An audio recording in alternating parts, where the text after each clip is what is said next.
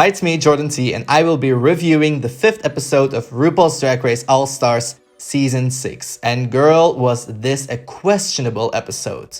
Let's just say choices.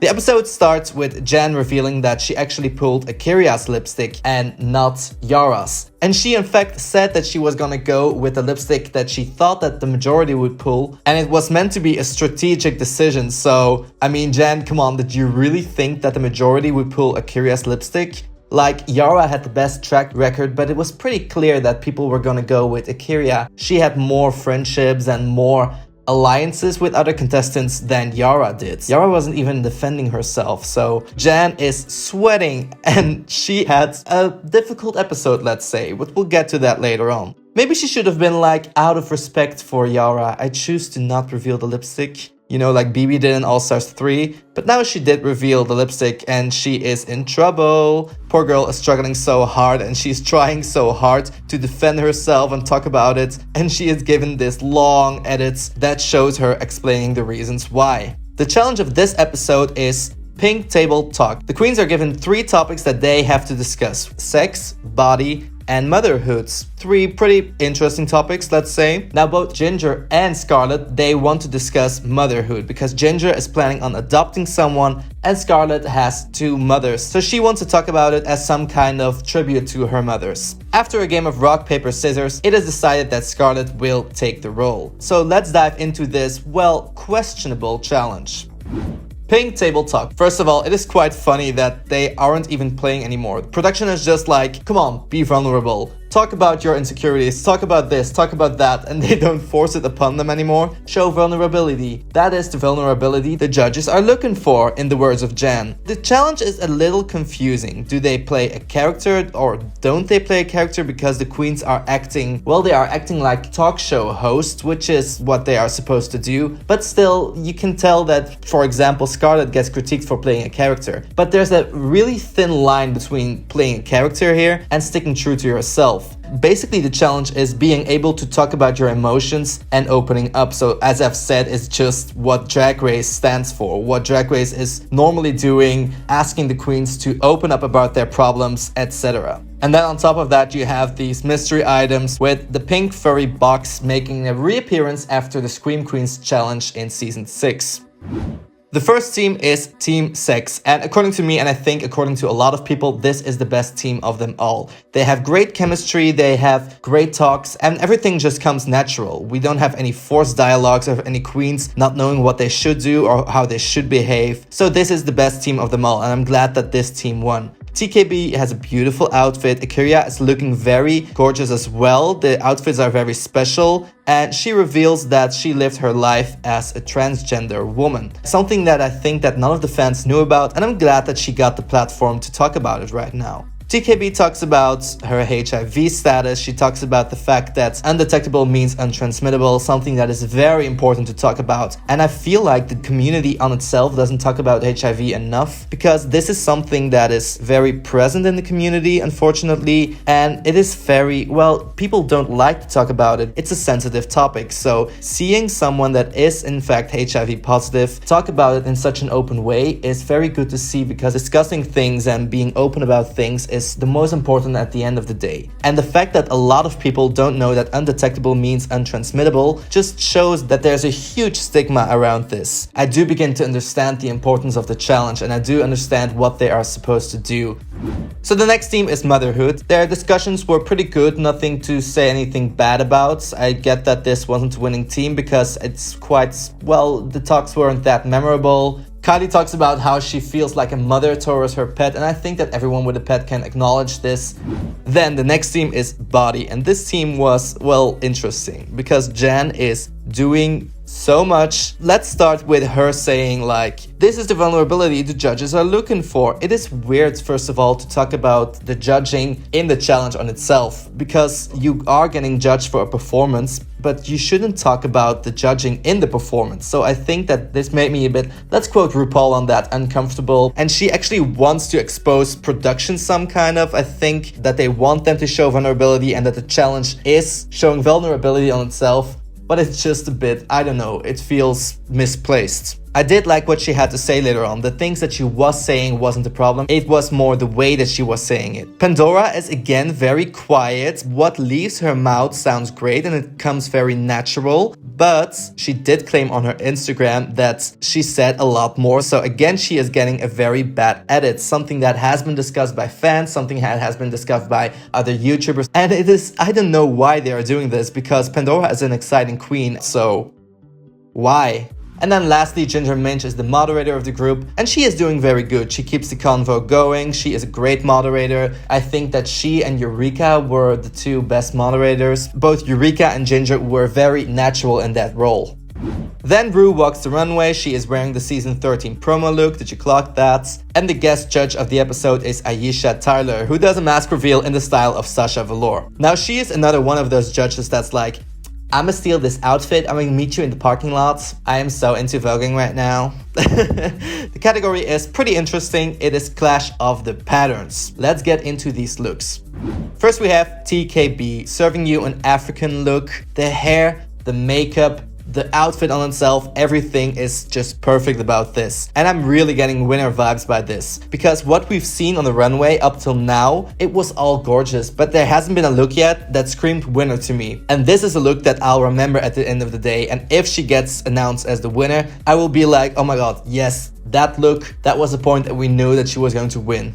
Secondly, there's Eureka. This is a typical Eureka look. The hair, you have the well-proportionized body, and there's a lot going on here. It's very contradicting, but that was what the category was at the end of the day, so I really loved this. Then Miss Akeria, she is looking fantastic. I can tell that this was somewhat a redemption of her season 11 look. Maybe this was her initial redemption look, and then they told her that she didn't have the chance to pick her own redemption look. Or maybe then they switched it last minute, something like that, I don't know. But she is turning this look, and she is turning all of the looks this season, so great week again for Akeria. Then we have Raja, and Raja is looking gorgeous again. The earrings, I really like everything about this. It is a beautiful look, giving me winner vibes as well. Kylie walks the runway, and well, there's nothing bad to say about the look, but it's just a bit simpler than the rest. I don't really like the hat, because it is just a plain hat. Every part of your look should fit the category. Well, the dress fits the category, but the hat is just a hat. And does it clash the outfit? Yeah. Is it a pattern? No. Up next, we have Scarlet.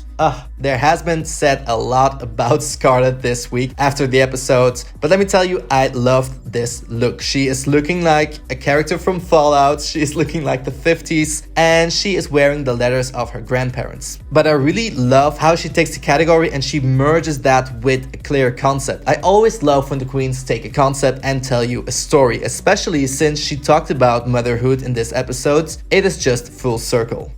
Then we have Jan. Okay, this is a clash of patterns, but it is just one color. And to me, that is just a very simple choice, because the challenge is merging these patterns, which isn't very easy to do, obviously. But if you're gonna take patterns from the same color, yeah, of course you can combine all kinds of patterns together. I do like the concept of like going shopping. Like I've said with Scarlet, I like when the queen tells you a story and she has a clear concept. But was this a great look for this category?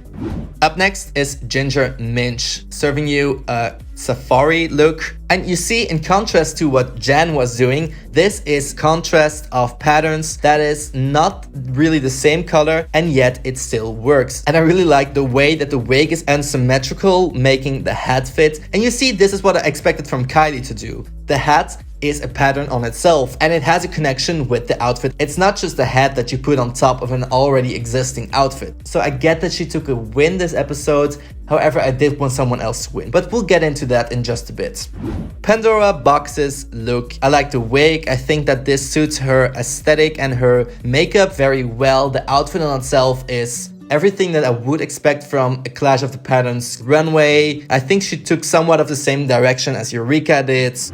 Let's talk about my opinions on this episode. A lot of people have had several opinions about this episode, and like I've said before, the episode was somewhat controversial, I believe, for the choices that the judges made. My top 3 was winner, TKB, runner-ups, Eureka and Ginger. I think that both Eureka and Ginger were just great moderators. TKB, she was amazing on the runway, and this is the second week that I wanted TKB to win, and in my opinion, she should have had 3 wins by now. So when I wrote down my bottom picks, I didn't know that it was going to be a bottom 3, so I wrote down bottom 2, and those queens were Jan and Kylie. Jan because, well, for obvious reasons, she was a bit too energetic in the challenge, and she didn't translate what she was going to say very well by that. And then Kylie was, well, she was good in moderating, but her look was just a bit too simple for me.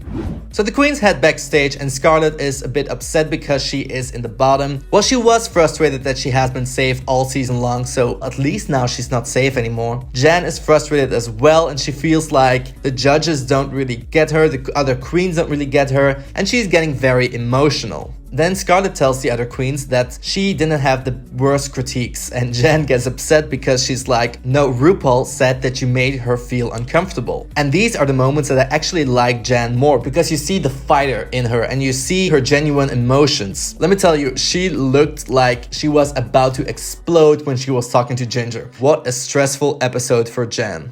In Untucked, TKB is opening up about HIV again. As I've said, it is very good to see. They also talk about gender expression, identity. It's a bit of an extended talk on the topics of the pink table talk. Then Ginger gets ready to lip sync. She's ready to lip sync for $30,000, and she already won $5,000 for winning the challenge. That's an insane amount of money. That's more than both the season 1 and season 2 grand prize. You see, Drag Race has come a long way. Then the lip sync assassin is revealed to be Bianca Del Rio. Insert meme of clown lip syncing to So Good. I think I've seen 100 people use that joke online. It was a pretty fun gag. Some people claim that it was a bit pointless to the episode, but to me, Bianca is a very entertaining queen. But I'm happy she didn't lip sync, even for fun, because I've always thought it was quite interesting that Bianca presents herself as somewhere on the same level as RuPaul. She never lip synced. Well, she did one time in that top 4 lip sync. She always makes these guest appearances. So the real lip sync assassin is Mayhem, the Ice Miller. The lip sync was great. Ginger and Mayhem were just vibing. They were synchronizing. Production had a pretty good lighting for the lip sync. You had this green lighting, and ultimately Ginger wins and she sends home Scarlet. It is such a shame to see that she didn't have the chance to peak in the season yet. Oh yeah, and Ginger gives a part of the money that she wins to her teammates, which is a cute move, but also a very smart move. And you can claim that it was just sisterhood or something like that, but I do think that Ginger is smarter than that, and she is creating alliances. And then the quote of this episode is: during the moment that the queens were doing their makeup and Akeria turned to TKB and she just deadass asked her, "Oh, you're gonna be SpongeBob." Alright, I hope y'all enjoyed this review. Let me tell you, reviewing 1.5 hours of footage, improvising in a non-native language, editing all that footage, adding visuals, it doesn't come easy. Tell me in the comments what you thought about this episode, but just keep it cute. Stay tuned to see more of Jordan T.